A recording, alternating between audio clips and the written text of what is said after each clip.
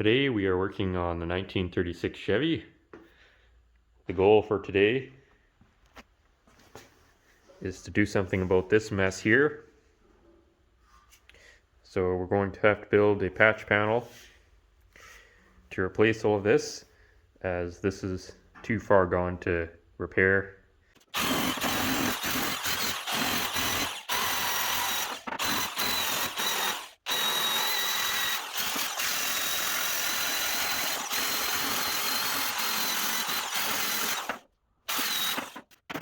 So here we are straightening out the edges on the surrounding metal. It's important to start out with repairing any damage in the area before we start making our patterns or anything else. I am using a flexible straight edge to check the edge for straightness. Find that works really good for getting a visual on where the metal's at. And yeah, like I said, it's really important to get everything in the right spot before you start kind of planning to build a panel. So that's why we're doing all this first. Kind of a hassle, but if we don't do this now, then we're just going to be putting a panel or building a panel to the wrong shape, which is just going to cause a lot of issues later on.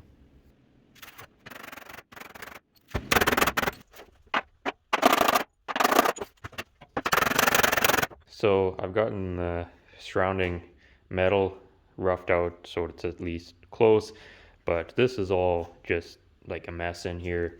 You can see it's caved in a fair bit, and there's nothing I can do about that. There's stuff welded on. None of this in this area is salvageable. I did check the actual wheel opening to the other side, or the good fender, and it's there, it's the same. Can't wait to read the comments on this one. I know this looks wrong, but just hang in there, and you'll see there is somewhat of a method to this, and it's really only temporary unless it works. So the main reason for sculpting this fender is, of course, to troll the internet, but it does have a secondary purpose as well.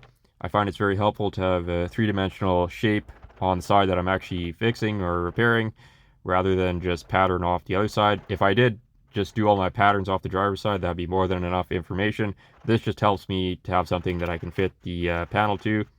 And this is also very helpful if you're building a custom panel that doesn't exist. You can test the shape with Bondo before you go to all the trouble to actually build it out of metal or make a wireform or whatever. So I'm going to make a template of the patch that I need. For this, I'm using cheap masking paper from the hardware store and some masking tape.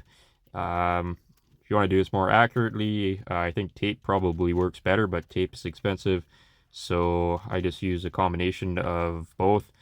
And what I do is I lay the paper on, and then wherever it wrinkles up, I make a cut and then retape it, and that represents a shrink or whatever has to be done to the panel.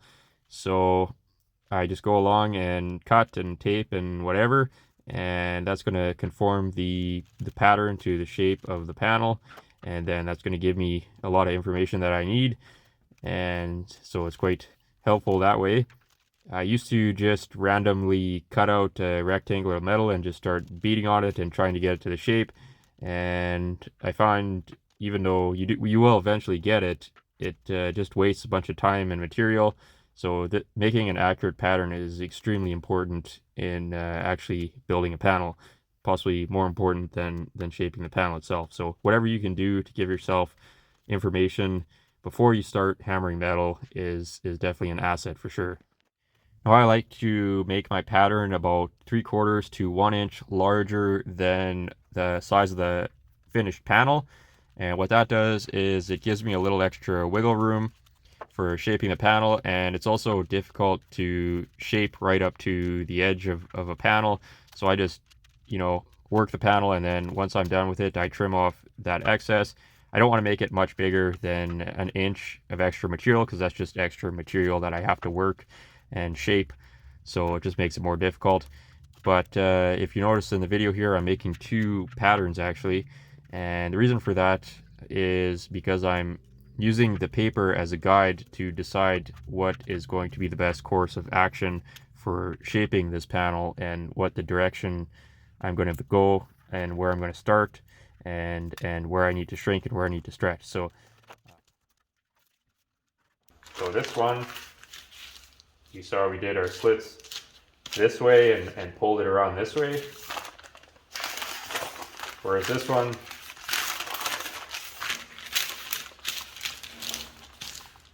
we made our cuts at the top.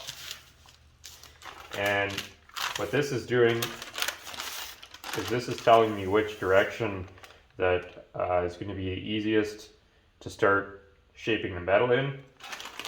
So if we look at this first one we made here, we can see that there's, hopefully you can see anyways. Can you see? If we look here where we made our cuts, there's a lot more of this paper overlapping, and we also had to make our cuts fairly deep into the paper here to get it to do what we want. Whereas if you look at the second one that we made, you can see there's a lot less overlap where we made our cuts. So what that indicates is these slices are indicating shrinks, and so this is telling me that this piece needs less shrinking and less shaping in order to get the shape. So basically the paper is just acting in place of what a piece of metal would do.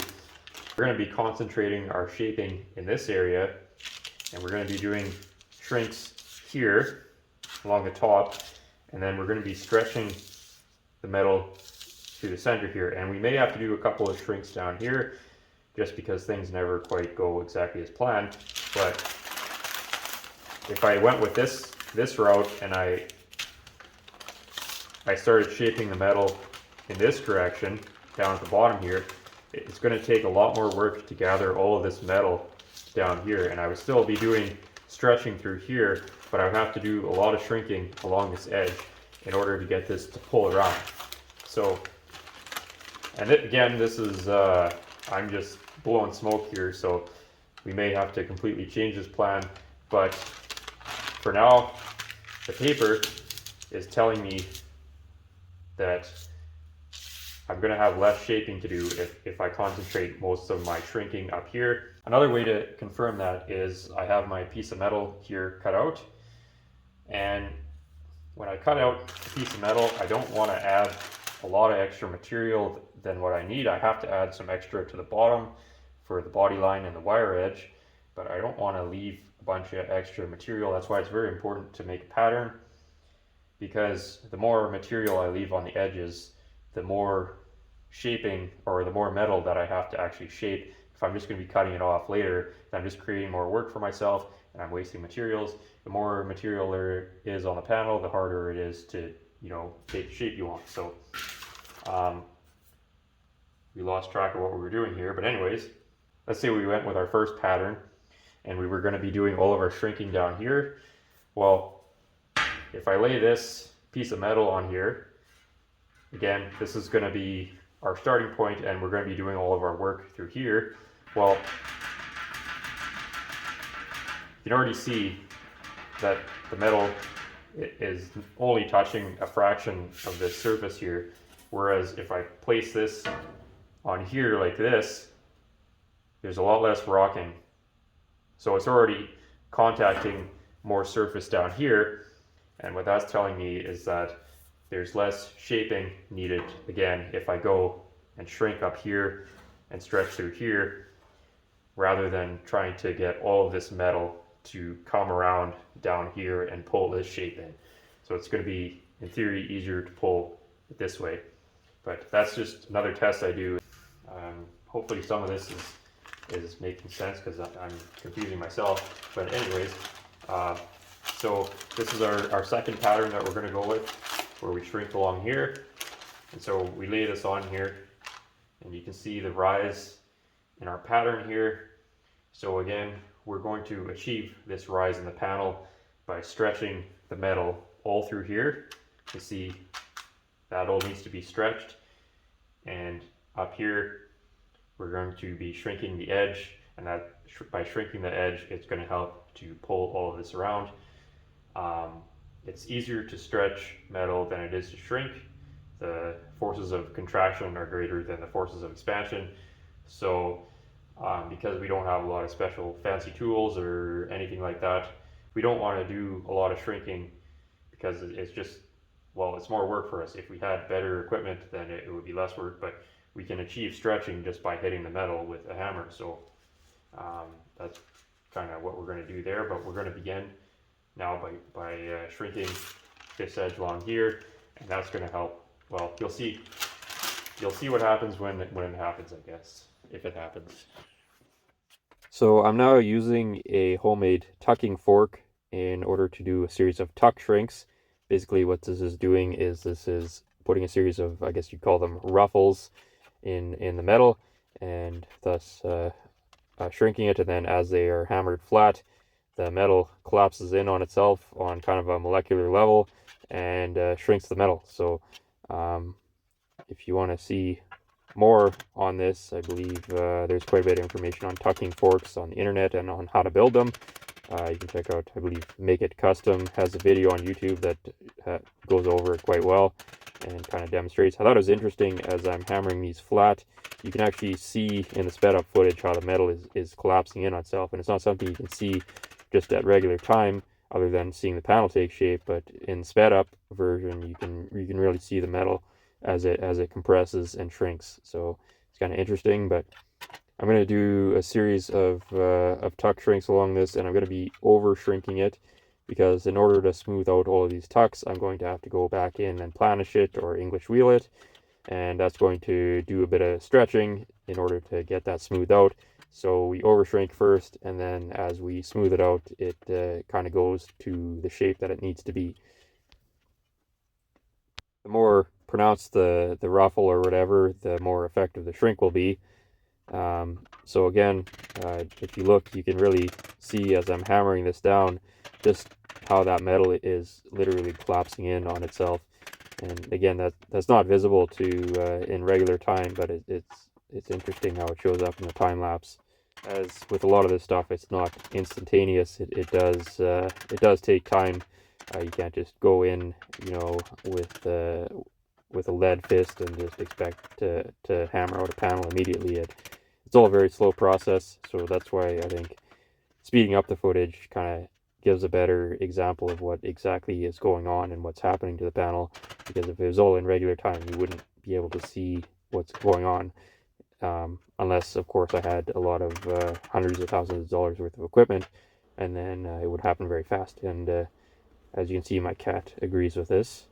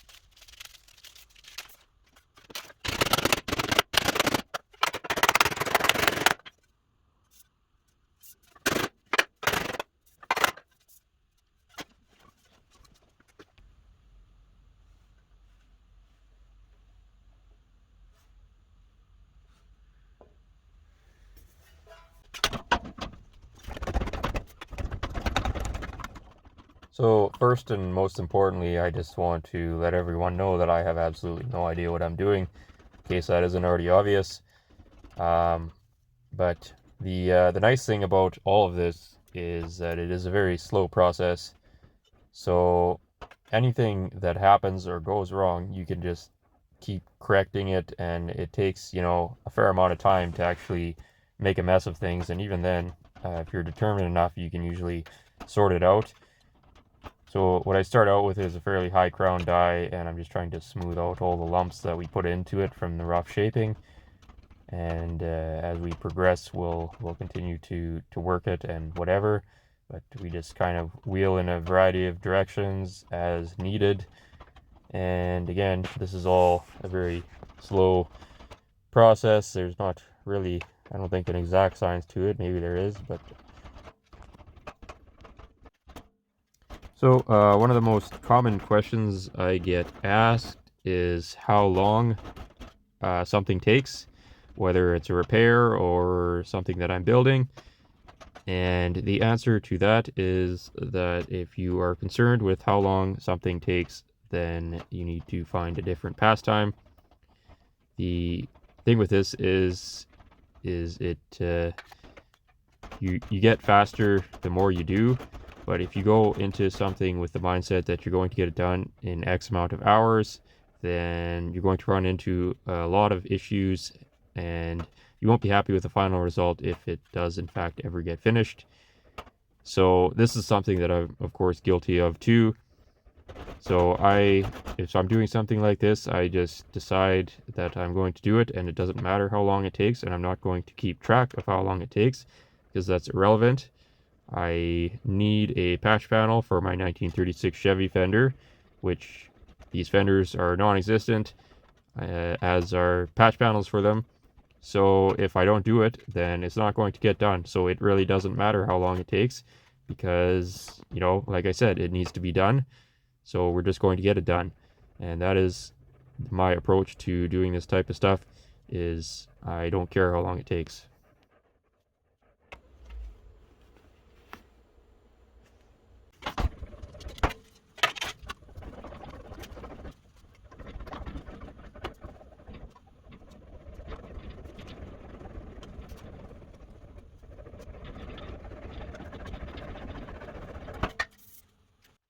So what I've done here now is I've switched over to a lower crown die for the bottom.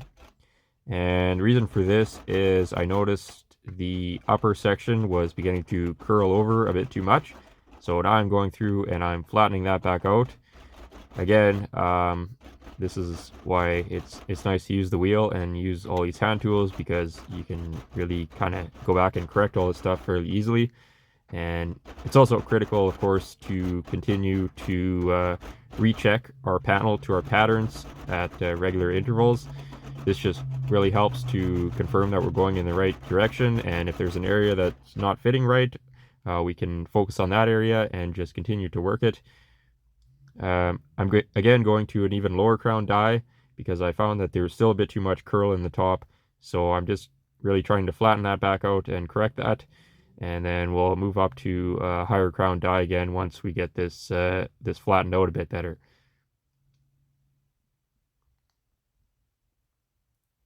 The lower crown die that you use, the smoother the panel will be, but the higher the crown, the faster you can put shape into it. So it's kind of a balance between both of that. I believe now we are back to a higher crown panel. We're trying to stretch out the center a bit more and get it back to the right shape. So this is again all very tedious, but unfortunately necessary, I guess. So you can see it is kind of starting to take the shape of something, but when we reference it over to our pattern here, if we lay this on, you can see I can still push all this down in the center here. So it's telling me that we're still low all through here. So we're going to need to do more stretching in here. So instead of just, doing this exclusively on the wheel, we're going to kind of go back and forth between using our sandbag and our mallet to put a bunch of lumps in it to stretch it, and then we'll smooth that out, recheck it, and just keep going back and forth until we end up with the desired result, rather than trying to just achieve all of it all at once.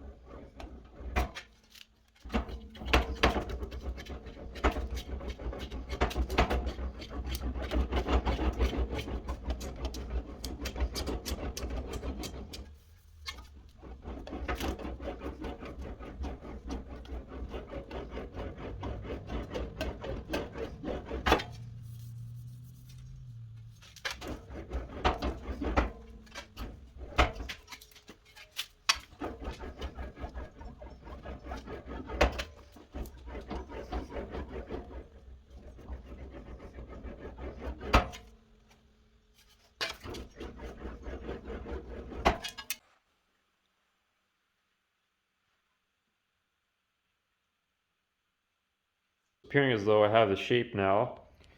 I taped the template over top of it, and it all feels fairly tight on here now. There's no more, there's a little bit here, but when I put it on the panel itself, there's also a little bit here, so this is more of a deficiency in the pattern itself than the actual panel. And I've also made gauges for this profile here, and when we check that to the panel, you can see it's all pretty well bang on there. So what all of our information is telling us is that this is now the correct shape, or as close as we're going to get it.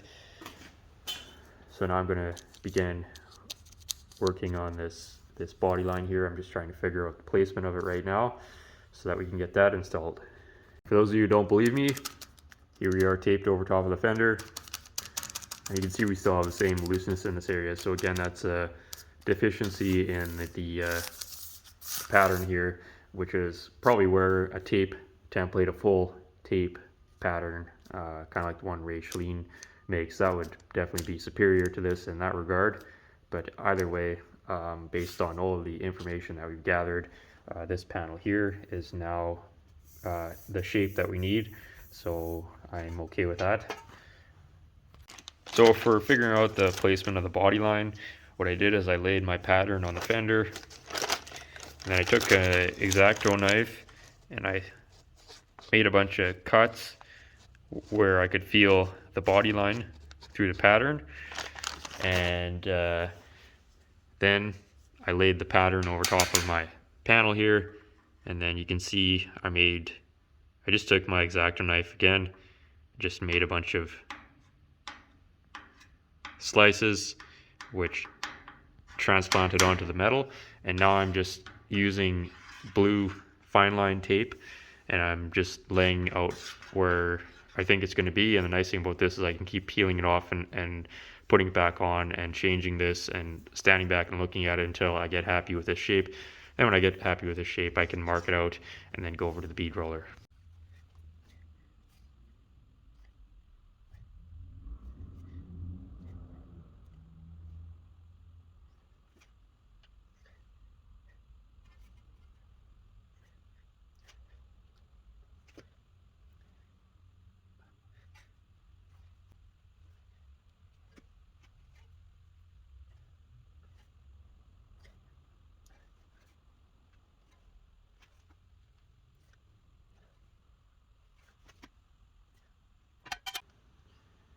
Just going to use this hardened pin with a slot cut in it to tip the edge over on this piece here.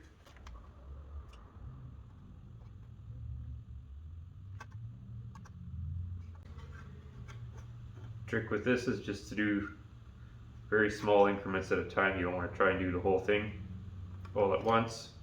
You'll put a big wrinkle or something in this, which is unpleasant.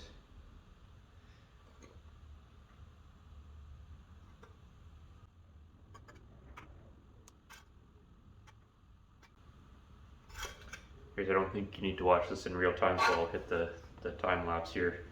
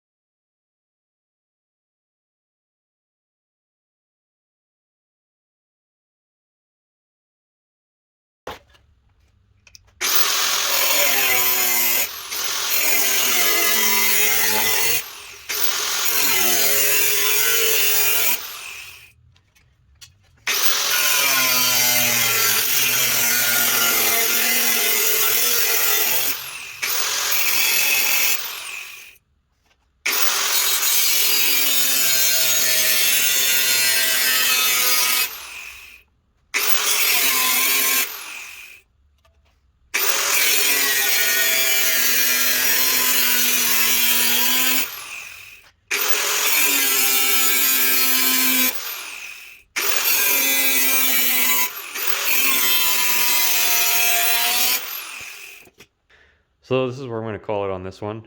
I think we got sort of to where we were trying to go on this, which wasn't very far, but you can see there's no clamps holding it right now. It's just got masking tape keeping it in place, and it's all fitting very, very nicely all through here. It's all fitting flat to the Bondo buck.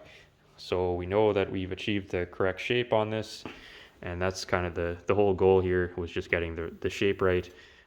We could have got a perfect mirror finish on it and had it be, you know, ½ inch low in the middle, and it would have welded in fine and whatever, but it never would have looked right. So I think all the time we spent doing the Bondo buck, making our paper patterns, making our templates of the profile, all of that helped us immensely with this process. So there's not really anything I would have done differently on this, actually.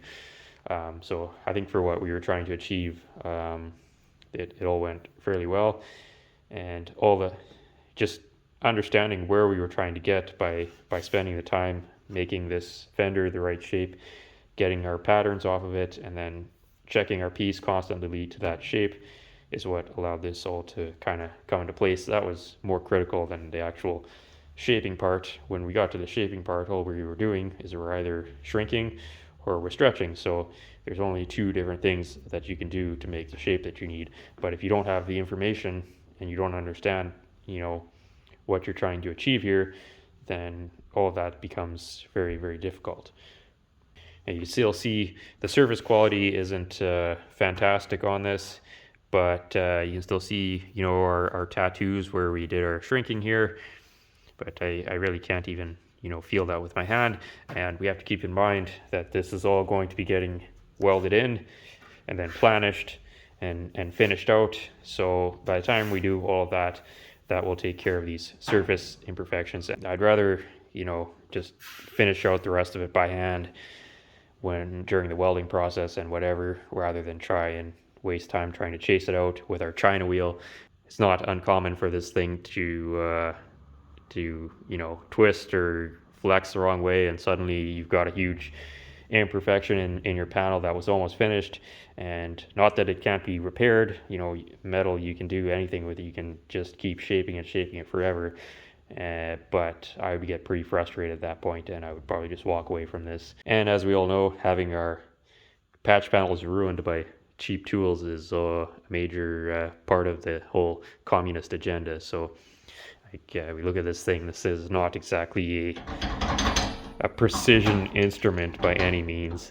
And I mean, you can do all kinds of work to this. You can brace it, and you can see just how crappy these wheels are, and we could polish this all out nicely and whatever, and it would probably work better. But same time, like, how much time do you want to invest in this thing? As you can see, it does get us the shape that we need, and that's really, for what I do, the junk I work on, you know, I don't need anything beyond that. So I just want to build cars. I don't want to try to change the world. So that's what we got there, and still needs a little tweaking and whatever, but it's more or less ready to weld in. So if you want to see that process, let me know, and we can do a video on welding this in and finishing out the welds and all that. I have to run to the city and get argon steel for my TIG welder, but that's another problem for another day. And then there's also a wire edge that has to go in here. So you saw me fold this under, but there's actually another step there still. So what has to happen is the wire edge is going to fit in here. So we have to take this 90 that we bent, and then we have to again use our tool here and fold that 90 up into a U shape, and then we'll insert the wire into here and then fold the rest over. And normally I just fold it over by hand with a hammer and dolly, but I might build a tool for this because it's a pretty large patch, but we'll see how ambitious I am. But that would all be for a future episode. So if you want to see all of that and the welding and whatever, again, leave a comment, let me know. But for now, I'm kind of burnt out on this, and I got enough done here for a video, so we're going to call it there. Well, thanks so much for watching, everyone. And just a little update here. About a week or so ago, I made a community post here on YouTube and let everyone know that there was an imposter. So if you didn't see that, what's happening is someone is pretending to be me on Instagram and Facebook. And on Facebook, they're also stealing my videos and re-uploading them onto Facebook. So I am not on any social media other than YouTube, and I have no intentions of branching out to other social media, especially now. So a lot of you reported the posts or the account on Facebook and Instagram. So I thank you all for that and taking your time to do that. Like I said, I don't have accounts on there, so it's difficult for me to do that. But I did eventually go through the entire strenuous process of figuring out how to report things on Facebook without an account and filling out all of that. And basically what it turned into is a very frustrating situation where, well, let's just say the imposter account is still up despite being reported by many of you, and also for me, sending a report in as well. And the problem, it seems, is that there are no actual human beings running the whole Facebook reporting situation. It's all an AI. So there's basically, I ended up just in a loop of a conversation with a robot who saw nothing wrong with somebody ripping off my content and using my name, even though it's quite obviously not me. And when I check back there now, they actually have more followers again on Facebook and Instagram. So again, I'm not on there, so do not follow them, do not watch any of their videos, do not even interact with any of their posts, as it only serves to help them, it seems. And I'm not even mad at whoever's stealing it. It's obviously someone in some foreign country that doesn't speak English, so it seems to be fairly common now. But the problem is the platform just has no desire whatsoever to remedy the situation. And when you're talking to a robot, it's, what I'm saying is to boycott Facebook and Instagram. Not that anybody's going to listen to me, or I know it's addictive and whatever, but I would strongly encourage anyone who has an account on either platform to delete their account and boycott them, as they are literally garbage. At least with YouTube, if you sift through all the garbage on YouTube, there is some value in what is going on YouTube. Whereas Facebook and Instagram just serve as something for narcissists and idiots to congregate and spread their idiotic ideas around. Meanwhile, the people running the show get rich and contribute nothing to society. So that is my rant on that. On that note, we will sign off, and we'll see you again soon with more chaos, and we will not be seeing you on Facebook or Instagram ever. Thank you for watching.